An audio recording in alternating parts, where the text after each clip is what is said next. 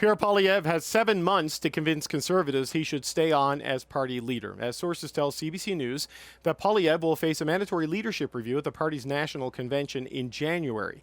In the meantime, Poilievre appears to be taking stock of his election loss. And according to reporting in the Hill Times, Poilievre is reaching out to unsuccessful Conservative candidates for feedback. And those Conservatives described it as Poilievre doing a post-mortem himself. That's the next topic for the Power Panel with Lisa Raitt, Brad Levine, Vandana Cotter, and Rob Russo. Look, Pierre Poilievre's got more than 30 days. He's got until January, so that's like 6-7 months. It's about 210 days.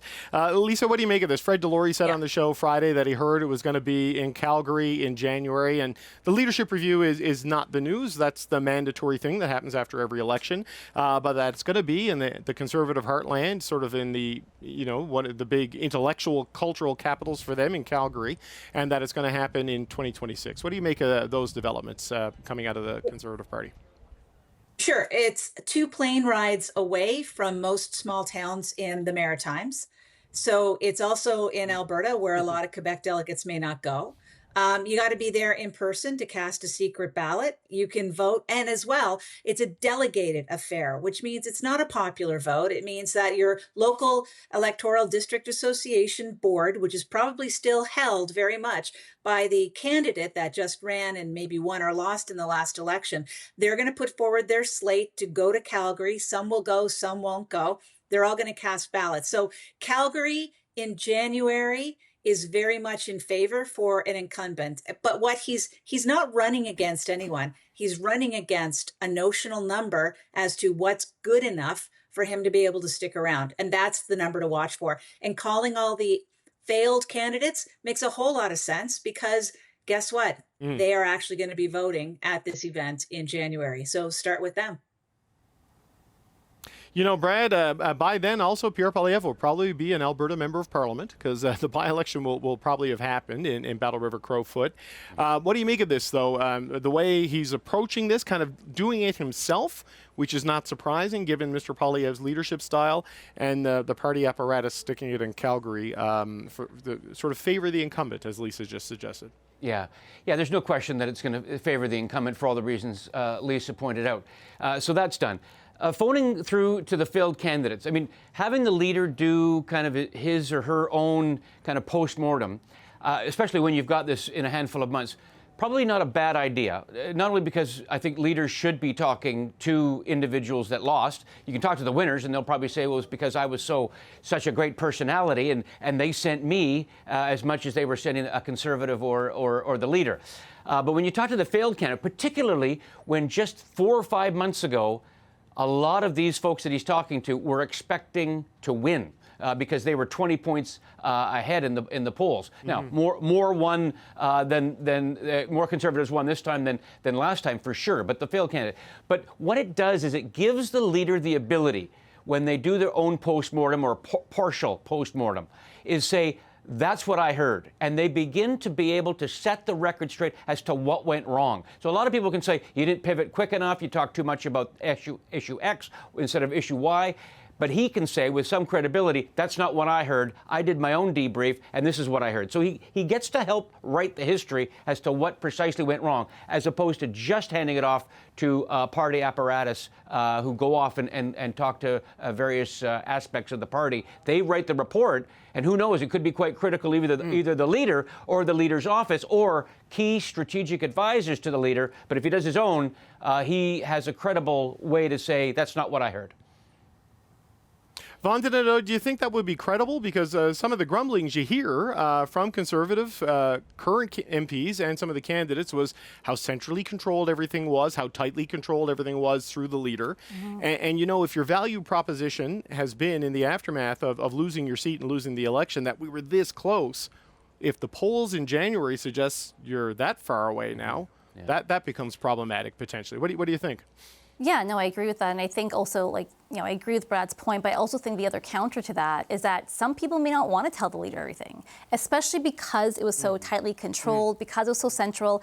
If, we heard reports of people wanting to run and their nomination was fixed, or there's a preferred candidate or whatnot. So if you tell him exactly how you feel, maybe you don't get to run again. Maybe you don't get, he gets offended. Maybe as much as I would hope he wants to hear it himself, sometimes people won't share exactly what they want to share with him because they may feel that it's tightly controlled and that will ruin my chances to run again.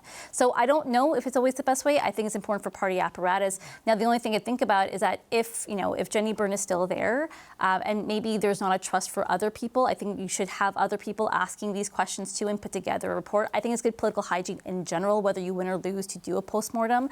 But I do think himself doing it, as much as I think it's good to connect with people, if you're trying to showcase that, yes, that was the problem, please help me understand. But the only thing is he may not get the full information of what he gets. Yeah, Robbie, is that stakeholder outreach or is it issues management? How do you view it? A little both. My understanding is he's not just talking to defeated candidates, he's talking to people whom he asked to run late in the game, shortly before the campaign, and who turned him down.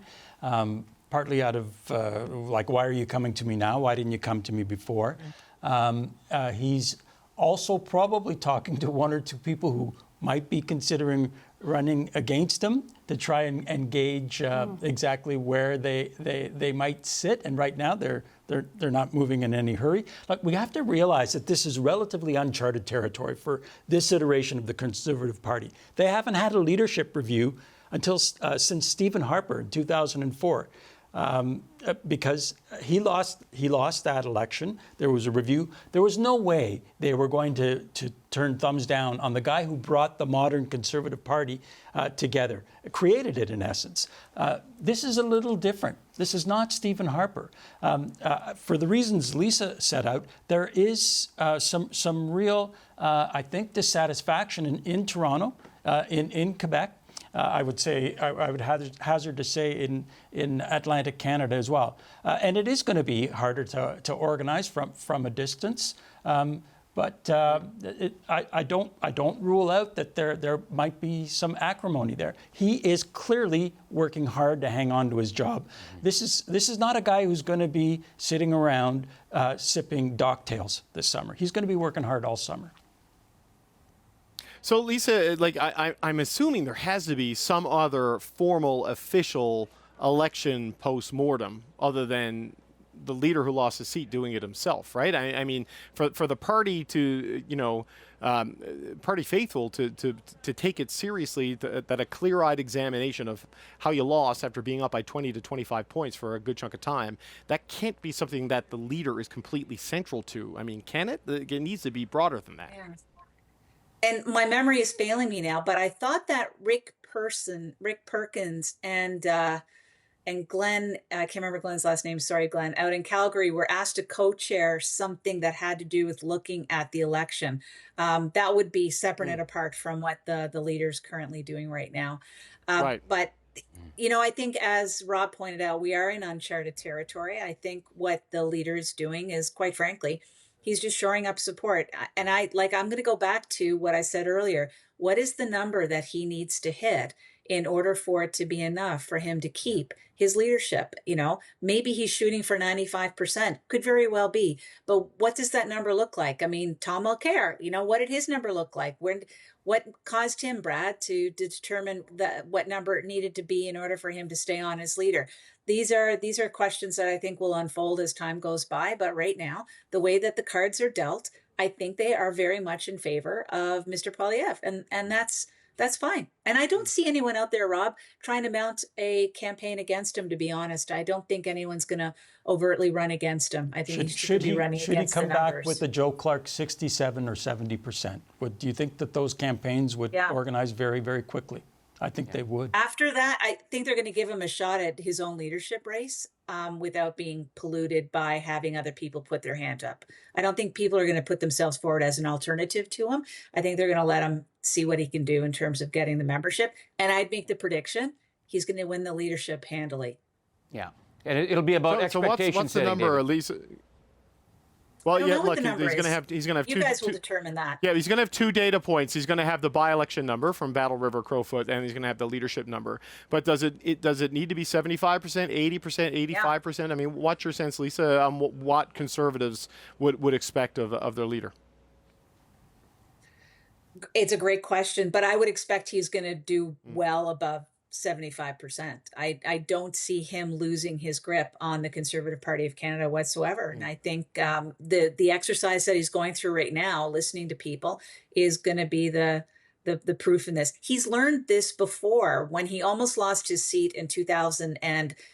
In 2015, he doubled down and hit every door in his community 4 times before the next election. So this is muscle memory for him. He knows what he's doing here.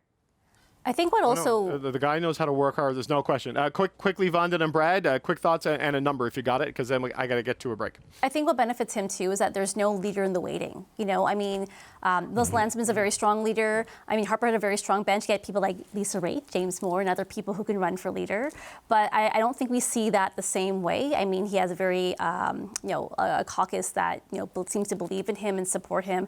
But there's no person that people are saying like, oh, this would be a really good leader for the Conservative Party of Canada.